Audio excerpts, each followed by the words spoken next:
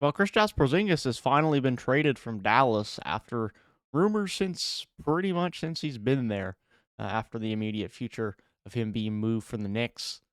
But it seems like the return they're getting back for him could be quite small. The return as of right now that is reported that seems to be the full details of the trade from Adrian Wojnarowski is that Kristaps Porzingis is heading to the Washington Wizards. Spencer Dinwiddie is the main piece heading the other way. Davis Bertans is also heading the way of Dallas to match the salaries, and the Mavericks sent a second round pick to the Wizards. So essentially, the trade details are Spencer Dinwiddie, who has not played well this year after coming back from his major injury, Davis Bertans, who has not shot the ball well at all as a specialist three-point shooter since getting his new contract 2 years ago, and is very much a negative asset at this point in time.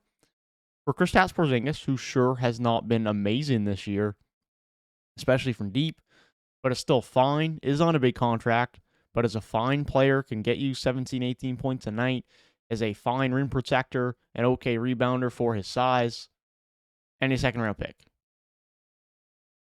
I'm not sure what the thought process is here for Dallas, other than thinking Spencer Dinwiddie can get back to his former self in terms of production.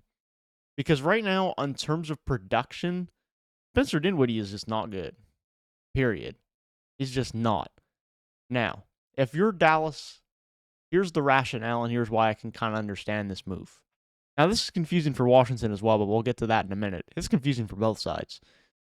If you're Dallas, you have been looking for a secondary shot maker and creator around Luka for a while now. Well over a year. Jason Kidd especially has wanted to change to a system where Luka can be more off the ball. He tried it early on in the year. It didn't work because they didn't have the personnel. But this move is trying to acquire that personnel. I respect that. You also get a floor spacer from Bertans, but I mean, he just got thrown in the trade because he had to be for salary purposes, and Washington wanted to get rid of him. Dallas will probably play him to some degree, but they didn't pay him. I don't think they're going to be anywhere near as inclined to force him on the field, on the court, pardon me, if he's not hitting shots. But for now, Luka now has that secondary guy in Spencer Dinwiddie. Jalen Brunson can come off the bench, and you have that secondary guy, even if Jalen Brunson does leave as a restricted free agent. Now, I would advocate for him to be your sixth man, Spencer Dinwiddie to be your starter, assuming Spencer Dinwiddie plays well. But if he doesn't, you just traded away Kristaps Porzingis, who is a fine player, who is, to be fair, a pretty important part of a very good defense this year as well. Let's not forget about that. Even though he may be struggling on offense, his defensive impact has been important this year on a team that's actually had a very good defense for the first time in a while. And so now you're leaving a situation where they're very much betting on the fact that Spencer Dinwiddie is going to be better. They have him on a long-term deal, and he hasn't been great this year. He just hasn't. He just simply hasn't. And so if he can improve and get back to his form in Brooklyn, this move looks good. But if he doesn't, you've just acquired two very negative assets. For sure, Porzingis is overpaid, but he's still a fine player. And to just move him for Bertans and a hope on Spencer Dinwiddie, that's questionable to me. I understand why the Mavericks have made this trade from a personnel standpoint to add another creator around Luka, but this might have been a bit of a desperate move to bring in Dinwiddie for Kristaps Porzingis, given the recent play of Spencer Dinwiddie. There was talks of how low Spencer Dinwiddie's value was going to be. Man, they just packaged him with Davis Bertans and got Kristaps Porzingis. So let's talk about the fit of Kristaps Porzingis in Washington, because they already have multiple bigs. Now, Kristaps maybe plays at the 4, but Kyle Kuzma has been your 4 man. So unless Kuzma's moved, I don't think Kuzma's getting moved to the bench at this point in time.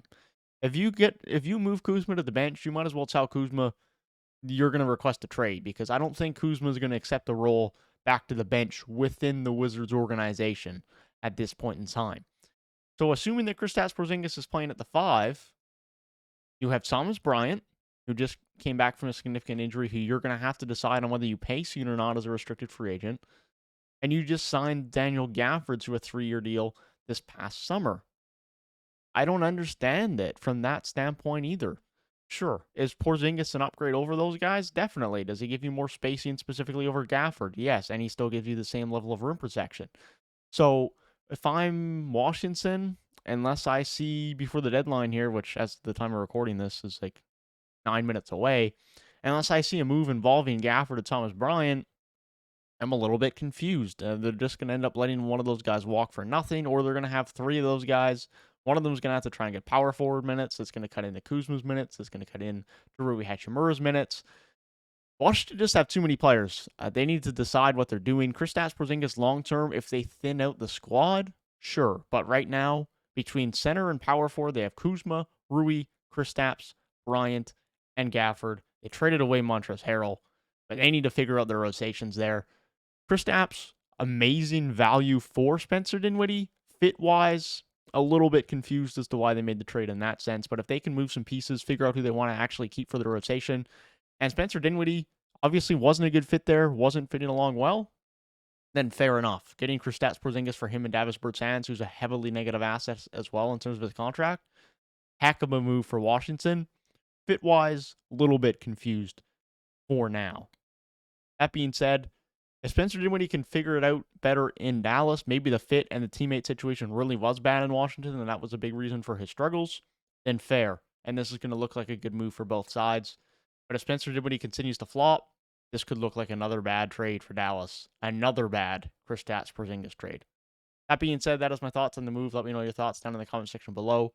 Thank you guys for watching, and be sure to stay tuned for the channel over the next couple hours, as I will be giving my thoughts on every trade that has and will continue to happen as we are minutes away from the NBA trade deadline. Thank you guys for watching, and we'll see you guys in the next one. Peace.